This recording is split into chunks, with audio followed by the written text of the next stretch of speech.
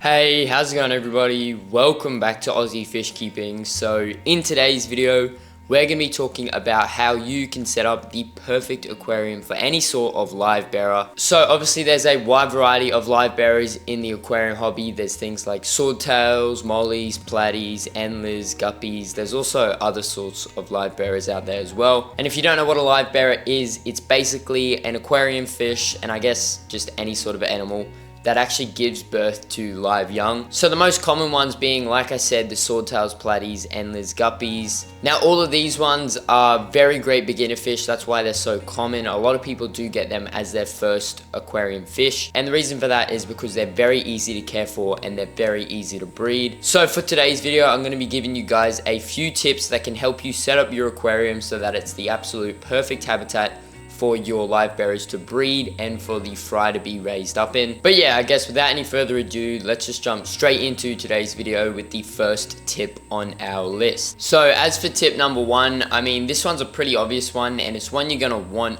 if you're wanting to breed any sort of aquarium fish, but it's going to be keeping your water clean. So there's a few reasons you want to keep your water clean for your guppies.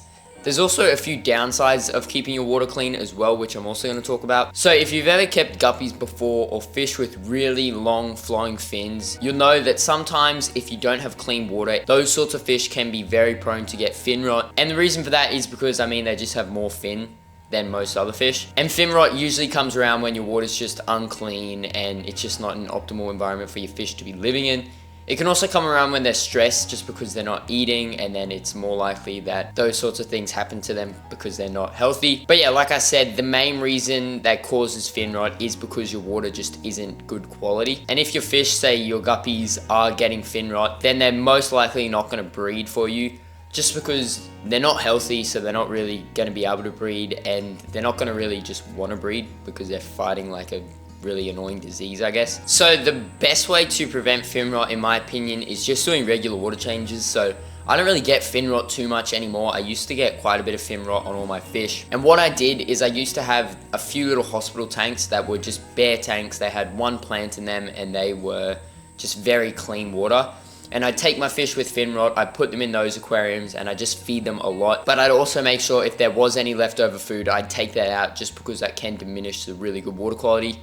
And then on top of that, I'd also do very frequent water changes. Sometimes I'd do them once a day. It really just depends how bad their fin rot was. But yeah, I don't really have to worry about that too much anymore. I don't really get fin rot whatsoever. And the reason for that is because I do keep my water pretty clean now. I do pretty regular water changes as well. So like I mentioned, there can be downsides of keeping your water clean. So I don't mean dirty as in like poor water quality, but if your aquarium water has like detritus and debris suspended in the water column, that can actually help the fry survive for longer in your aquarium. So there's a few reasons for this. There's usually a lot of little microorganisms like infusoria and that sort of stuff that come around when you have quite a bit of detritus in your aquarium, and you've got quite a bit of decaying organic matter, and you've got quite a bit of decaying organic matter for them to actually eat. So that can be a great food source for your fry. But another reason it can help keep your fry living for a lot longer in the aquarium with the parents is because when there's a lot of debris and detritus in the, like, suspended in the water column, it does make the little fry a lot harder to see from the parents. And if you've ever kept live bearers before, you'll know that adult live bearers do eat their fry pretty badly. So not being seen by the adults is definitely a benefit for the fry. So yeah, if your water's not clean in that aspect, I guess it's perfectly fine. I mean, as long as your water quality is good and you're not getting any diseases, your fish are still breeding, then it should be fine. But yeah, with that being said, in order to set up a perfect live bearer tank, I definitely try and make sure you have very clean water. Moving on to the next tip on our list. This one is again a pretty obvious one, and that's making sure you have plenty of aquarium plants. So there's a few reasons you want aquarium plants. To sort of go with the last point, aquarium plants do help keep your water a lot cleaner for a lot longer.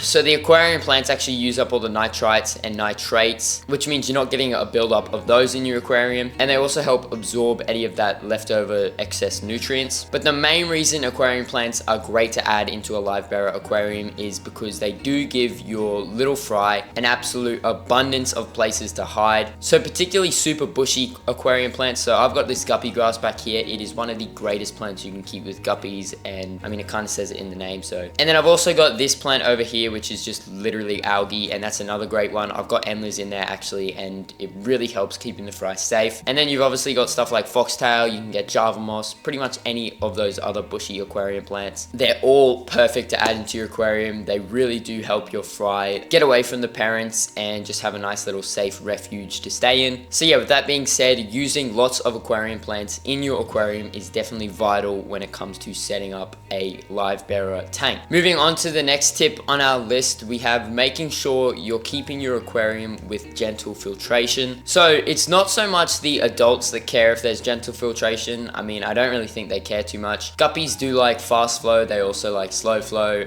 I mean, they can live in both. The main reason you want gentle filtration is for the fry. So the fry aren't very strong swimmers, and because of that, they can be pushed around by strong currents and I guess strong flow in your aquarium. And if you have a very powerful filter, your fry can actually be sucked up into the filter and I mean just chopped up in the propellers, which you definitely don't want. So I'd recommend using a gentle filtration, just like a sponge filter. Another added benefit of the sponge filter is it actually collects any like little leftover food particles. It also houses a bunch of microorganisms, and that can be an absolutely great food source for the newborn fry, which are very small. So giving them that option of being able to pick up any of those microorganisms from the sponge filter is definitely great.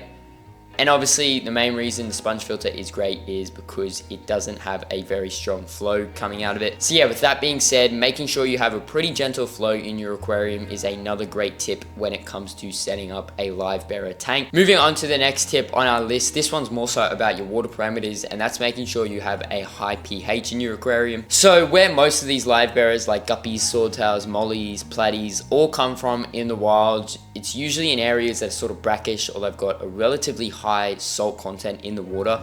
And because of that, usually the pH is a lot higher, so you want to try and simulate that in your aquarium for the best results when it comes to breeding. So most of the time tap water is about 7.6 to 7.8 on the pH scale, so you don't really need to do too much adjusting when it comes to making sure your pH is pretty high. And for the most part, as long as it's anywhere between 7 to 8, that should be the perfect sort of range, I guess, to be keeping them in. So there's a few ways you can keep your pH nice and high. Obviously, number one, you can just use conditioned tap water. That's got a pretty high pH. You can also throw in things like dry coral and all sorts of stuff like that actually sort of up the hardness a little bit in the water, and they also actually raise the pH a little bit. Another thing you can do is actually sort of, I guess, heavily aerate the water. So heavily oxygenating your water actually sort of strips all the carbon out of your water, and carbon is acidic whilst oxygen is basic, which means the oxygen is just going to raise the pH of your water, which should help out a lot. I've actually done a whole video on how you can up the pH and lower the pH in your aquarium, so I'll leave that linked if you want to go and learn about a few more ways you can do that. But yeah, with that being said, making sure you've got a pretty high pH in your aquarium is another great thing you should do if you want to set up the perfect LIVEBEARER tank. Moving on to the final tip on our list, this one is one that I think a lot of people sort of don't really take into account when setting up a LIVEBEARER tank,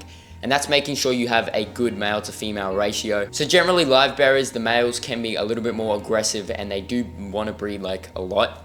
So because of that, you need to have enough females in your aquarium so that breedings can sort of just be spread out amongst them all and one doesn't just get bred with all the time, just because number one, that can injure the female, so they can rip fins, they can rip off scales, but also breeding your females a lot is just not good for the female. You want the female to have a little bit of a rest between each like batch of fry, I guess. So usually because the males are a little bit more aggressive and the females are much more placid, so because of that, you usually want a ratio that has more females than males in your aquarium. You can also have like a pair, so a pair is a great ratio, it's perfectly fine.